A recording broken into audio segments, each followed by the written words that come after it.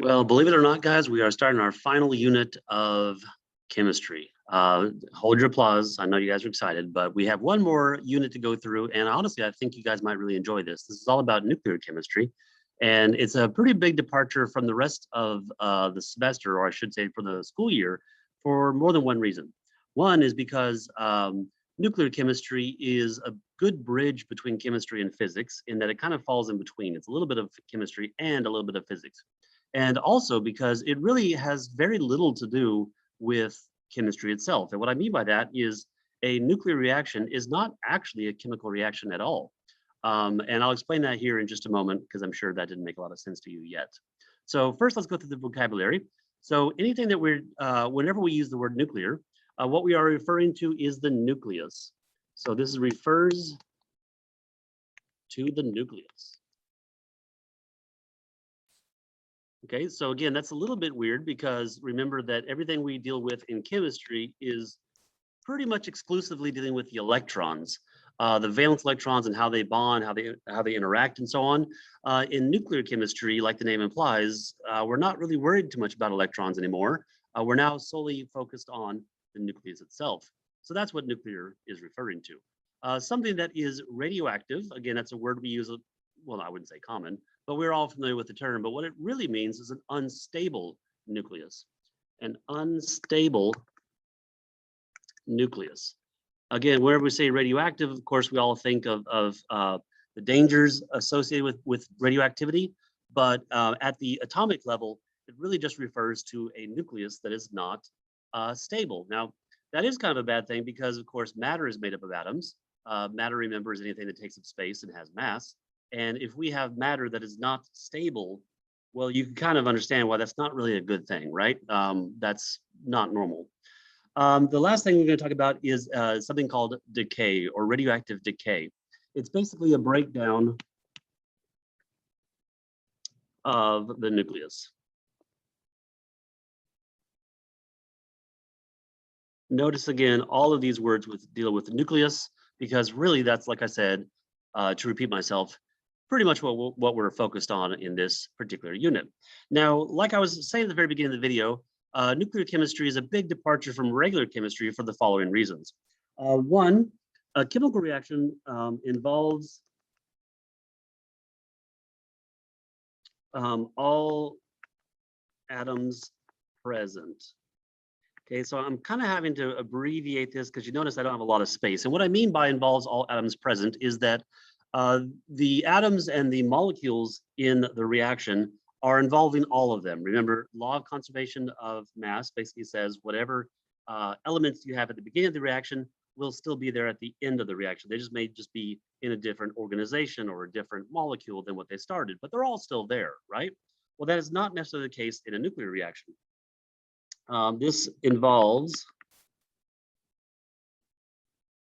really only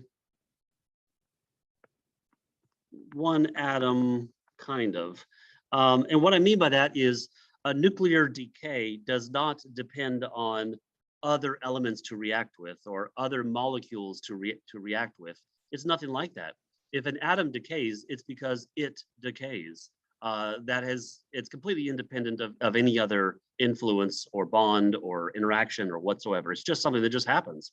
So it doesn't depend on any other elements for a decay to occur.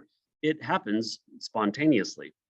Again, that's different from a chemical reaction where it is the atoms and the molecules involved have to work together to reorganize themselves into new molecules and so on, called a chemical reaction.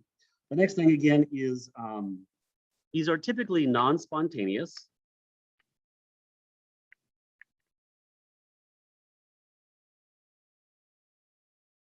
Whereas nuclear reactions are entirely spontaneous. Okay, so you all know that for a chemical reaction to occur, we typically have to put some amount of activation energy in order for the reaction to progress and go forward to make the products. In a nuclear reaction, again, it's going to be entirely spontaneous. In fact, it's so it's kind of predictable, I should say, is that the decay occurs at a very predictable rate, but there is nothing you could do to speed it up. and there's absolutely nothing you could do to slow it down. It is so good and being predictable that we could actually use it kind of like a clock. And we'll get to that later in this unit. But it's something that's spontaneous, but at a predictable rate. Whereas chemical reactions, you typically have to do something to get them to actually react. There are some very exothermic or exergonic reactions, which do happen all by themselves, but that's not too frequent, excuse me, or not too common. The next one is the elements do not change.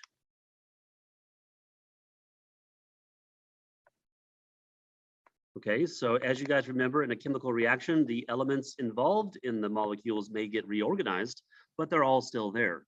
What's ever on the left side is going to be on the right side, just in a different organization, in a different compound. The same number of calciums is on both sides, the same number of hydrogens on both sides, the same number of oxygens is on both sides. It's just they're reorganized. Where here, the elements actually are going to change. And what I mean by change is I mean we're going to change the number of protons, because remember, we identify what element an atom is by the number of protons. For example, carbon is element number 6 because it has 6 protons. If carbon was to lose a proton, it's no longer carbon, right? Now it's boron. Yeah, boron. Sorry, I don't know why I just blanked out. But yeah, it's going to be boron. So therefore, because it's changed its identity, by losing a proton, you've now changed the identity of the element. So the last thing we're going to talk about real quick is these, of course, chemical reactions, as I alluded to earlier, involve valence electrons. Right? Remember, the electrons are shared in covalent bonds. Electrons are given and taken and stolen in ionic bonds. Metallic bonds, they're just so prevalent that they just kind of float around like a sea. Whereas this involves, you guessed it, the nucleus. Protons, neutrons, and even some other smaller weird things like that that are found inside the nucleus. So that is, again, the difference between chemical and nuclear reactions, which is why I was saying that a nuclear unit is a pretty big departure from anything involving real traditional chemistry, because we're now fundamentally doing very different processes, of which we've never really discussed so far in this unit.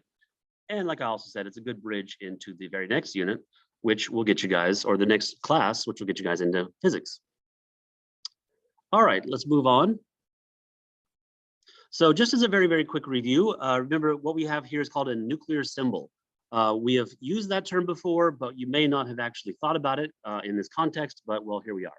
So as you guys all remember, an isotope is an atom of the same element,